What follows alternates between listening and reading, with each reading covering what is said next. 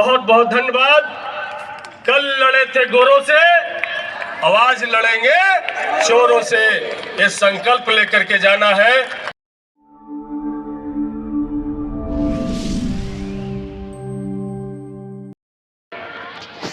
महाबोधि महाविहार मुक्ति समिति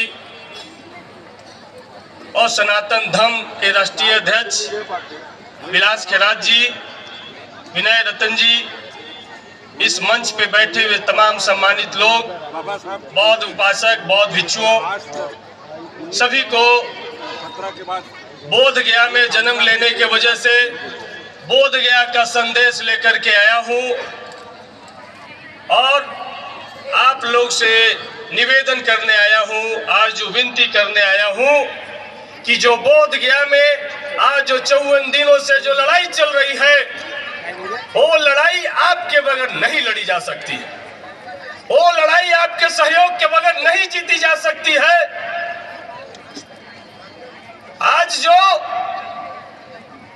हालात है कि जब हम विधायक बन के बिहार विधानसभा में गए तो 2023 में हमने जब सदन में महाबोधि महाविहार को मुक्त करने का जब सवाल खड़ा किया तो सरकार के तरफ से कोई जवाब नहीं आता है।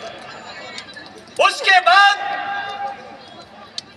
जब 7 मार्च 2025 को जब सदन में बीटीएमसी एक्ट को लेकर के जब हम सदन में आवाज लगाते हैं, जब मनुस्मृति पे बात करते हुए जब बौद्ध महाविहार मुक्ति की बात करते हैं तो पूरा बीजेपी आरएसएस के लोग सदन में खड़ा होकर के मेरा विरोध करते हैं। तो हमने कहा कि जुल्म के साये में लब खोलेगा कौन, और हम भी चुप रहे तो बोलेगा कौन। इसलिए आपसे हम कहने आए हैं, बलि सिंह चीमा की एक लाइन है कि ले मसाले निकल पड़े हैं लोग मेरे गांव के, अब अंधेरा जीत लेंगे लोग मेरे गांव के। बिल लड़े तो कुछ मिलता नहीं है जानकर, अब लड़ाई लड़ रहे हैं लोग मेरे गांव के। तो साथियों, आपसे हम कहने आए हैं कि जब हम जन्म लिए तो शायद आप में से किन्हीं को यह मौका सौभाग्य नहीं प्राप्त हुआ होगा कि जब हम जन्म लिए तो जो मेरी मुंह जुट्ठी हुई वो महाबोधि महाविहार के खीर से हुई। जब हम जन्म लिए और जब खेलने का मौका मिला तो बोधि वृक्ष के छांव में हमको खेलने का मौका मिला। और जब हम विधायक बने तो जो सदियों से जो बहुजन समाज के अंदर जो एक दर्द था, उस दर्द को हम महसूस कर रहे थे कि गौतम बुद्ध पूरी दुनिया में आजादी से विचरण कर रहे हैं, लेकिन जहां पे ज्ञान अर्जित किए वहां पे गौतम बुद्ध के विचारों को और गौतम बुद्ध को जंजीरों में कैद कर दिया गया। इसलिए हमने सदन में आवाज उठाई और आपसे हम कहने आए कि आकाश लांबा जी ऑल इंडिया बौद्धिस्ट फोरम बना करके उन्होंने एक प्लेटफॉर्म बनाया। सुरेश देसाई जी के बाद लड़ाई ऐसे सो गया था कि लग रहा था कि अब लड़ाई नहीं लड़ी जाएगी, हम थक के बैठ गए हैं। तो हम आकाश लांबा जी के टीम को, विलास खैरात जी के तमाम लोगों को हम धन्यवाद देते हैं कि जब सबसे पहले जब मेरे पास आए तो हमने कहा कि कोई लड़े या न लड़े, सतीश आपके साथ है, विधायकी तो आने जाने वाली चीज है। और उस दिन से हम पहले दिन से बौद्ध महाविहार मुक्त कराने की लड़ाई में हम शामिल हैं। जब अनाकारी घंटे के जन्म जयंती 17 सितंबर को जब पटना में गांधी मैदान में एक बड़ी रैली की गई और पूरे पटना में हम सब लोगों ने पैदल मार्च करते हुए 500 से ज्यादा बौद्ध संगठनों का मांग पत्र जब मुख्यमंत्री को दिया गया तब भी मुख्यमंत्री का नींद नहीं खुला। जब पूरे बिहार के एक एक जिला में महाबोधि मुक्ति महाविहार मुक्त रथ जब पूरे जिले में दौड़ाया गया तब भी सरकार की नींद नहीं खुली। तो 12 माघ पूर्णिमा 12 फरवरी को भंते आकाश लामा जी की पूरी टीम ने वहीं पे अनशन पे बैठना कबूल किया कि जब तक महाबोधि महाविहार को हम मुक्त नहीं कराएंगे हम इस बोध गया से नहीं उठेंगे। तो ये जो उन लोगों ने, जो बौद्ध भिक्षुओं ने जो संकल्प लिया है, यदि वो बौद्ध भिक्षुओं को ऑक्सीजन कहीं से मिल रहा है तो सबसे ज्यादा ऑक्सीजन महाराष्ट्र मिल रहा है, आपसे मिल रहा है, आपकी ताकत उनको ऑक्सीजन दे रहा है।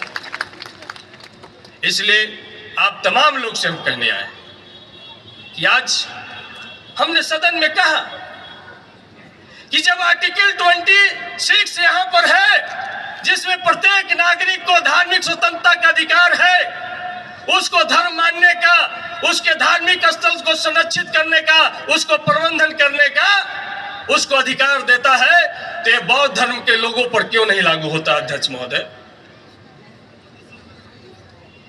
बीटीएमसी एक्ट 1949 संविधान लागू होने से पहले का जो एक्ट चल रहा है, जब संविधान लागू हो गया तो उस एक्ट को तो स्वतः खत्म हो जाना चाहिए था, लेकिन ये बौद्धों पर क्यों थोपा जा रहा है महोदय? ये बौद्धों के साथ में न्याय है कि नहीं? यदि ऐसी बौद्धों के साथ में हो रहा है तो दूसरे धर्म के लोगों के साथ में क्यों नहीं यही भेदभाव हो? और यदि बौद्ध मंदिर में यदि हिंदू मेंबर 5 हिंदू मेंबर होंगे, 4 बौद्ध होंगे, यदि ये व्यवस्था बौद्ध मंदिर है तो अयोध्या के राम मंदिर में इस्लाम धर्म के मानने वालों को, जैन धर्म के मानने वालों को, बौद्ध धर्म के मानने वालों को क्यों नहीं मेंबर बनाया जाना चाहिए? ये हालात है कि हम नहीं लड़ रहे हैं। लोगों को लग रहा है कि हम बुद्धम शरणम गच्छामि, लोगों को लग रहा है कि इनकी आबादी कम है, लेकिन जो अमित शाह जी जो क्रोनोलॉजी समझाते हैं, हम आज यहाँ के आरएसएस के यदि लोग होंगे इस सभा में, कुछ लोग सुन रहे होंगे अगल बगल, तो अपने पिताजी को जाकर के कहिएगा कि सतीश दास बिहार से आया था, क्रोनोलॉजी समझा के गया है। जाके कहिएगा कि हमारी क्रोनोलॉजी गौतम बुद्ध से शुरू होती है, चंद्रगुप्त मौर्य से शुरू होती है, सम्राट अशोक से शुरू होती है, संत कबीर से शुरू होती है, संत रैदास से शुरू होती है, भीखा से शुरू होती है, पेरियार से शुरू होती है, संत सावित्रीबाई फूले, ज्योतिबाई फूले से शुरू होती है। हमारा क्रोनोलॉजी डॉक्टर बाबा साहब भीमराव अम्बेडकर से शुरू होता है। हमारा क्रोनोलॉजी मानवर काशीराम से शुरू होता है, जगदेव बाबू से शुरू होता है, कर्पूरी ठाकुर से शुरू होता है। और तुम्हारा क्रोनोलॉजी, उसका क्रोनोलॉजी सिर्फ एंटीना से शुरू होता है।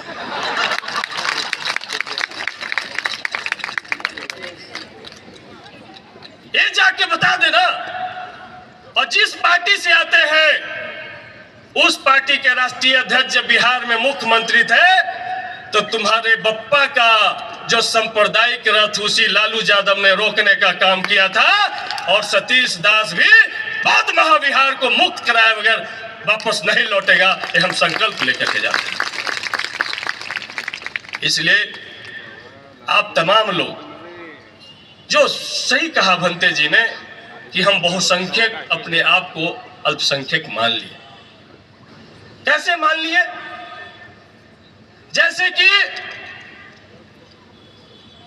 हम कहीं बिहार में सभा करने जाते हैं तो हम लोगों से कहते हैं कि भैया हम आ रहे थे, रास्ते में बहुत जाम लग गया, इसलिए आने में लेट हुआ।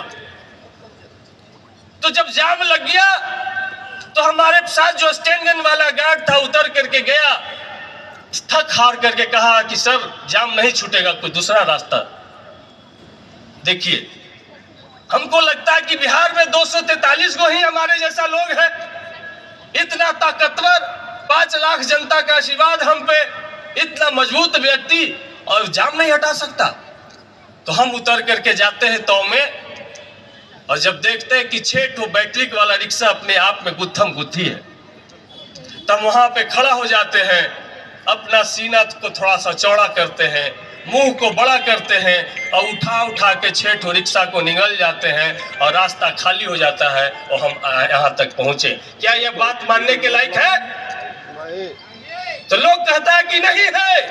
हम कहें कि एंटीना वाला कह दिया कि हनुमान 6 गो सूरज को निगल गया, हम सदियों से मानते आ रहे हैं और हम 6 गो रिक्शा नहीं निगल सकते। ये है गुलामी, ये है मानसिक गुलामी। तो यही बात हमारे दिमाग में समझा दिया गया कि जो भारत के मूल निवासी हम हैं, जो भारत के हम बहुजन हैं, भारत के हम जो बहुसंख्यक हैं, हमको दिमागी रूप से हमारे दिमाग में अल्पसंख्यक शब्द बैठा दिया गया। इसलिए आप तमाम लोग से हम निवेदन करने आए हैं कि ये लड़ाई 2 लोग लड़ रहे हैं। एक तो जो बोध गया में बैठे हैं, आप जैसे लोग हैं, और दूसरा जो छोटे छोटे जो हमारे यूट्यूबर्स हैं, सोशल मीडिया है, ये लड़ रहे हैं। क्या आपने देखा कि किसी बड़े टीवी चैनल पर बीटीएमसी एक्ट को लेकर के कोई डिबेट हो रहा हो? आप लाखों के संख्या में महाराष्ट्र में रैली किए, बौद्ध महाविहार मुक्त कराने के लिए राष्ट्रपति के नाम में ज्ञापन सौंपा। क्या किसी बड़े पेपर ने इसको छापा? क्या किसी बड़े टीवी चैनल ने इसको कवरेज किया? लेकिन हाफ पैंट वाले 100 को भी जमा हो जाएंगे तो बड़ा न्यूज चैनल बन जाएगा। इसलिए हम उनसे कहने आए हैं कि उठा है तूफान, जमाना बदल रहा, अब जागा है भारत का मजदूर किसान, जमाना बदल रहा। अब इन काली कुटिया से भी देखो, फूट रहे हैं उजियाले, अब थर थर थर थर कांप रहे हैं ये हाफ पैंट वाले। ये 2 दिन का मेहमान, जमाना बदल रहा, उठा है तूफान, जमाना बदल। ये जो तूफान जो उठा है, बौद्ध महाविहार मुक्त कराने की जो लड़ाई की शुरुआत हुई है, इस लड़ाई को डाइवर्ट करने के लिए वक्त बिल लेकर के आ गया। इस महाबोधि महाविहार से लोगों का दिमाग को हटाने के लिए वक्त संशोधन बिल लेकर के आ गया और पूरे देश में हंगामा चालू किया गया।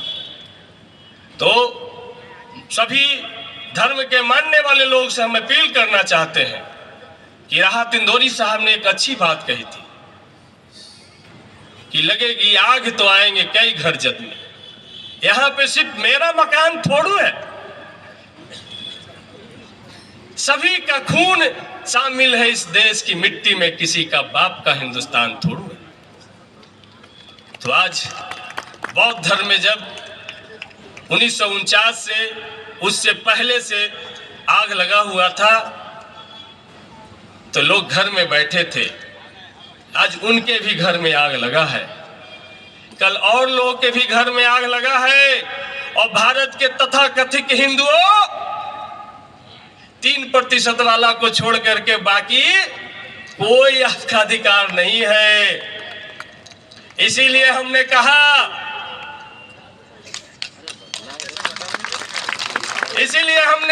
बिहार विधानसभा में कि आपने राम मंदिर बना लिया, चलो विवाद खत्म हुआ, अब देश आगे बढ़ेगा।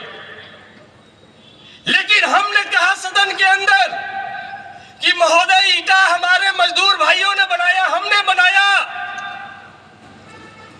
चौखट हमारे बड़ी भाई ने बनाया, घंटी उसमें हमारा ठठेरा भाई ने बनाया, लोहार भाई ने बनाया, और मूर्ति महोदय कोई पत्थलकट्टी का जो चमार जाति का जो मूर्तिकार है उसने जाके बनाने का काम किया।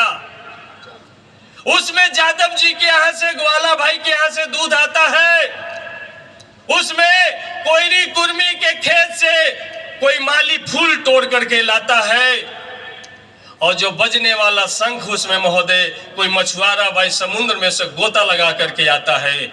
लेकिन जब शर्म तो तब होता महोदय कि जब उसमें प्राण डाला जाता है तो हमारी भारत की राष्ट्रपति द्रौपदी मुर्मू जी को भी नहीं बुलाया जाता है, क्योंकि हम आदिवासी हैं, दलित है, अछूत है। ये है आपका स्थान। हमने सदन के अंदर कहा कि इस देश में अखिलेश यादव यूपी जैसे राज्य का मुख्यमंत्री बन सकते हैं, तेजस्वी यादव बिहार जैसे राज्य के डिप्टी सीएम बन सकते हैं, लेकिन जब अखिलेश यादव जी मुख्यमंत्री पद से हटते हैं तो उनके आवास को जब खाली किया जाता है तो उनके आवास को गंगा जल और गाय का मूत्र मिला करके शुद्ध किया जाता है। क्या अखिलेश यादव का गाय के मूत्र भर भी वैल्यू नहीं है भैया? सवाल है कि नहीं है? तो हम हिंदू कैसे हैं? यदि हम हिंदू होते भारत के बहुजनों, तो राम मंदिर में 1 लाख करोड़ से ज्यादा चढ़ावा आ गया है, उसमें से कुछ तो हमको मिला होता कि खाली 3% वाला एंटीना वाला बैठ के खाता। सवाल ये, इसलिए आप तमाम लोगों से बोध गया जो तथागत गौतम बुद्ध की ज्ञान स्थली है, वहां से चल करके बाबा साहब भीमराव अंबेडकर की दीक्षा भूमि में हम आए हैं। आपसे आज भिक्षा मांगने आए हैं। इस महाबोधि महाविहार में आपका योगदान मांगने आए हैं। इस महाबोधि विहार में आपका बलिदान मांगने आए हैं। इस महाबोधि विहार में आपका साथ मांगने आए हैं। क्या आपका साथ मिलेगा?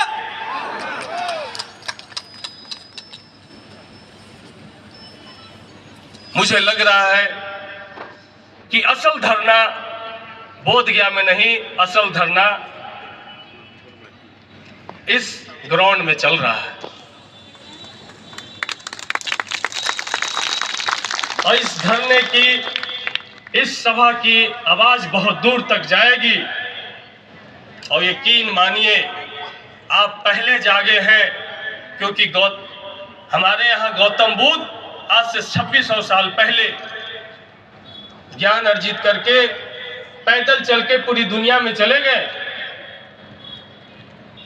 लेकिन 3% वाले एंटीना वाले के लोग पुष्पक विमान से उड़ते उड़ते भारत के सीमा से भी बाहर नहीं जा पाए।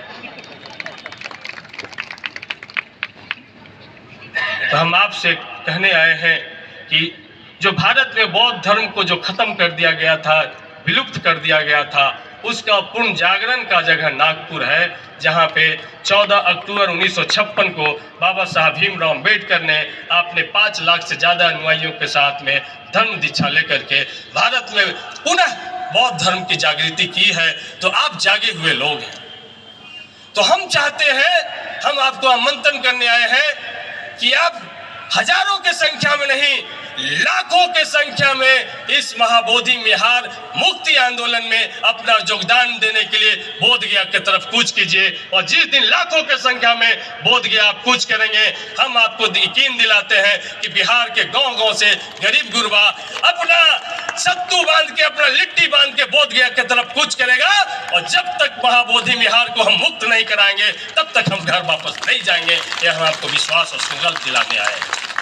इसीलिए साथियों, आज सदन में हमने शुरू किया, दर्जनों विधायकों ने बिहार विधानसभा में इस सवाल को उठाया, पार्लियामेंट में भी सवाल उठ रहे हैं, राज्यसभा में भी सवाल उठ रहे हैं। अब आपके यहाँ के रामदास अठावले साहब से हम उम्मीद करते हैं कि मंत्री तो आप लगते हैं मरते दिन तक के रहिएगा। यदि अमर होना चाहते हैं तो आप भी नरेंद्र मोदी को कहिए कि महाबोधि महाविहार बौद्धों को हाथ में दो, नहीं तो अपना मंत्री पद रखो अपने पास, हम चले बौद्ध महाबोधि महाविहार की लड़ाई में। यदि आप चाहते हैं तो ये काम आपको करना होगा, और नहीं तो मीठा मीठा गप गप, कड़ुआ कड़ुआ थू थू ये नहीं चलेगा। हंसिएगा भी और गाल भी फुलाइएगा, ब्राह्मणवाद को भी बढ़ाइएगा, बौद्धिज्म को भी बढ़ाइएगा। तो इसीलिए आज एक उम्मीद की किरण हमको यहाँ से दिख रहा है, और हम और ताकत लेकर के आपसे के बीच से जाएंगे, और क्षमता लेकर के जाएंगे, और पूरी ताकत के साथ बौद्ध महाविहार को मुक्त कराने की लड़ाई में अपना सब कुछ निछावर कर देंगे। और हम आपको यकीन दिलाते हैं कि जान जाए तो जाए, महाबोधि हाथ से ना जाए, ये संकल्प लेकर के हम यहाँ से जाएंगे। इसीलिए आज विलास खैरात जी को, उनकी टीम के सारे लोगों को बहुत बहुत धन्यवाद देते हैं, बहुत बहुत साधुवाद देते हैं। और बाबा साहब की धरती है, बाबा साहब के लिए एक लाइन बोल के हम अपनी बात को ख़त्म करेंगे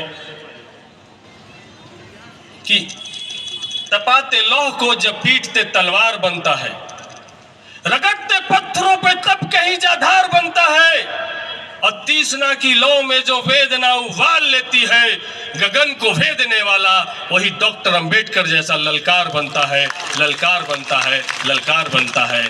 और आज तक हमने हजारों सभा अटेंड किया, लेकिन दुनिया में इतना डिसिप्लिन सभा कोई नहीं हो सकता है।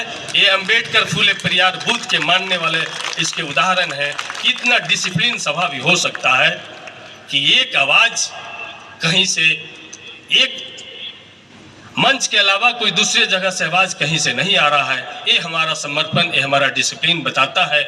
लेकिन हमको तो हल्ला बोलना होगा, इतना जोर से हल्ला बोलना होगा कि बोधगया में जो बैठा हुआ पंडा उसके कान तक पहुंचना चाहिए। तो बोल रहे साथी, हल्ला बोल। इतना तो भैया नागपुर स्टेशन तक भी आवाज नहीं गया होगा। अरे बोल रहे साथी, हल्ला बोल। अरे पीटीएक्स पर हल्ला बोल। अरे पीटीएक्स पर हल्ला बोल। अरे भेदभाव पर हल्ला बोल। अरे जोर जोर से हल्ला बोल। आवाज ना आई, ऊंचा बोल। डट कर बोल, तन कर बोल। अरे नागपुर बोला, हल्ला बोल। अब ब्राह्मणबाद पर हल्ला बोल। अरे मनुवाद पर हल्ला बोल। अरे बोधगया सुन ले ऐसा बोल। अरे मोदी सुन ले ऐसा बोल। अरे भागवत सुन ले ऐसा बोल। अरे जोर जोर से हल्ला बोल। अरे मैया बोली, हल्ला बोल। अरे भैया बोला, हल्ला बोल। अरे पीटीएक्स पर हल्ला बोल। और ब्राह्मण के कब्जा पर हल्ला बोल। तो बहुत बहुत धन्यवाद। कल लड़े थे गोरों से, आवाज लड़ेंगे चोरों से। ये संकल्प लेकर के जाना है। जो हमारा हक अधिकार, जो हमारा संवैधानिक अधिकार है, जो हमको संविधान के तहत मिलना चाहिए, उस लड़ाई को हम लड़ रहे हैं। कहीं से भी हमारा ये लड़ाई गैर संवैधानिक नहीं है, पूरा का पूरा ये लड़ाई संवैधानिक है। इसलिए आपको डट करके, तन करके, एक संगठित होकर के हम सबको लड़ना होगा। इन्हीं बातों के साथ जय जय जय जय जय भीम। सब मिलकर बोलो जय भीम। और डट कर बोलो जय भीम। और तन कर बोलो जय भीम। और पीटीएक्स के लिए जय भीम। महाबोधि मंदिर के लिए जय भीम। बहुत धन्यवाद, बहुत शुक्रिया। आप लोगों ने हमें बुलाया, इसके लिए बहुत बहुत साधुवाद, बहुत बहुत धन्यवाद।